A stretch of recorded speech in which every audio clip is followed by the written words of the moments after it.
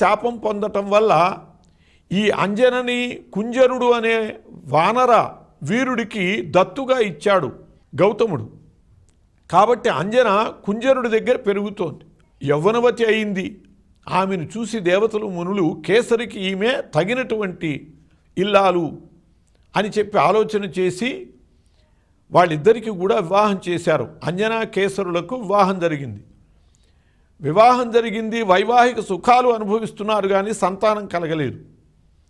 అప్పుడు అంజన ఆలోచించింది, తపస్సు వల్ల అన్నీ సాధించవచ్చు, కాబట్టి నేను తపస్సు చేసి సంతానాన్ని పొందుతాను అని భర్తని అనుమతి కోరింది.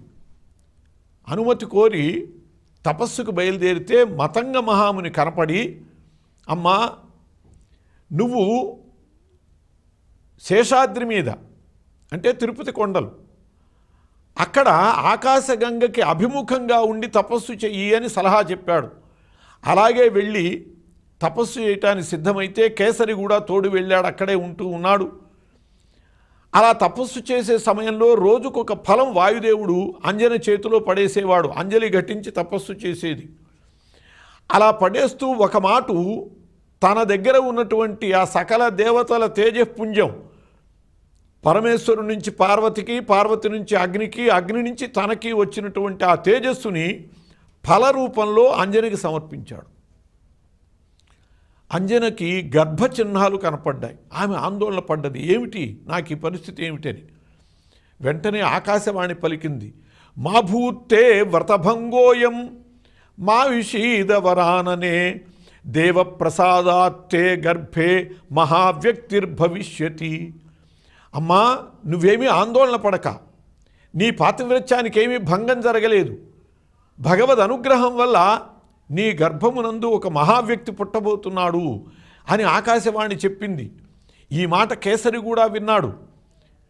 ఇద్దరూ కూడా చాలా సంతోషించారు, ఆకాశవాణి వాక్కులు విన్నారు కాబట్టి. అలా అంజన గర్భవతి అయి వైశాఖ మాసంలో కృష్ణపక్షంలో దశమి నాడు పూర్వభాద్ర నక్షత్రంలో వైధృతి యోగంలో శనివారం నాడు కర్కాటక లగ్నంలో ఒక శిశువుని కన్నది. అతడే ఆంజనేయుడు. కాబట్టి ఆ ఆంజనేయుడు వైశాఖ బహుళ దశమి నాడు పుట్టాడు కాబట్టి వైశాఖ బహుళ దశమి హనుమత్ జయంతి అయింది. ఈ హనుమత్ జయంతిని వేరువేరు రోజుల్లో కూడా కొందరు చేస్తూ ఉంటారు. కార్తీక మాసంలో హనుమత్ జయంతి అనుకుని చేసేవాళ్ళు ఉన్నారు, మార్గశిర మాసంలో చేసేవాళ్ళు ఉన్నారు, చైత్ర మాసంలో చేసేవాళ్ళు ఉన్నారు. అంటే ఆయా దేవాలయాల ప్రతిష్టని బట్టి అవాళ హనుమత్ జయంతిగా చేసేవాళ్ళు ఉన్నారు. అన్నిటికీ ప్రమాణం ఏమిటంటే పరాశర సంహితే. ఆంజనేయ స్వామి చరిత్రకి సంపూర్ణమైనటువంటి ప్రమాణం పరాశర సంహిత. అందులో హనుమంతునికి సంబంధించినటువంటి మంత్రాలు, తంత్రాలు, గాథలు సమస్తము ఆ గ్రంథంలో ఉన్నాయి. అదే ప్రమాణం.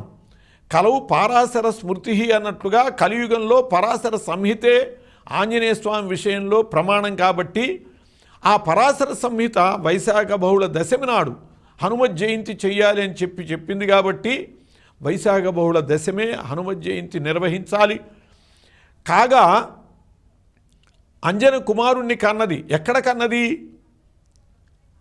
ఎక్కడ తపస్సు చేసిందో ఆ వెంకటాద్రి మీదే కుమారుణ్ణి కన్నది. మతంగ మహర్షి వచ్చాడు. వచ్చి అంజనతో చెప్పాడు, అంజనే త్వం హి శేషాద్రవు తపస్తత్వా సుదారుణం పుత్రం సూతవతి యస్మాత్ లోకత్రయ హితాయ వై. అమ్మా నువ్వు ఈ శేషాద్రి మీద ఆకాశగంగకి అభిముఖంగా ఉండి తపస్సు చేసి పుత్రుణ్ణి కన్నావు కాబట్టి అంజనే నామతస్తవా అంజనాచల ఇచ్చేవా, ఈ ప్రదేశము అంజనాచలము అని పేరు పొందుతుంది అని మతంగ మహర్షి చెప్పాడు. కాబట్టి మనకి 7 కొండల్లో వెంకటాద్రి, నారాయణాద్రి, శేషాద్రి, గరుడాద్రి, వృషభాద్రి, వృషాద్రి వీటితో పాటు అంజనాద్రి అని ఉన్నదే. ఆ అంజనాద్రి ఆంజనేయ స్వామి పుట్టినటువంటి చోటు. నిజంగా తెలుగువారి అదృష్టం అది.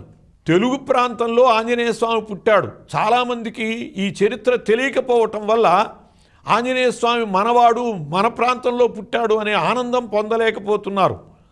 అయోధ్యలో రాముడు పుట్టాడు అంటే అయోధ్య వాసులు ధన్యులు, ఆ ప్రాంతం వాళ్ళంతా ధన్యులు అని అనుకుంటూ ఉంటాం.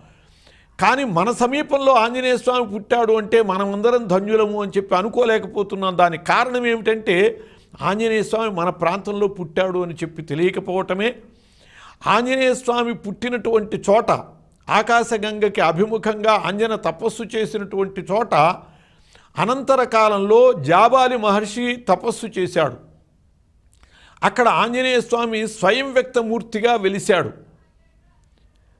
ఇప్పుడు కూడా ఆ స్వయం వ్యక్తమూర్తి ఉన్నాడు ఆయన పుట్టినటువంటి చోట. ఆయన బాలాంజనేయుడు కాబట్టి హనుమత్ జన్మస్థలాన్ని మనం చూడొచ్చు. ఇప్పుడు తిరుపతిలో ఆకాశగంగకి పాపనాశం వెళ్ళేటటువంటి బస్సు ఎక్కి జాబాలి అని కానీ జపాలి అని కానీ అడిగితే అక్కడ దించుతారు.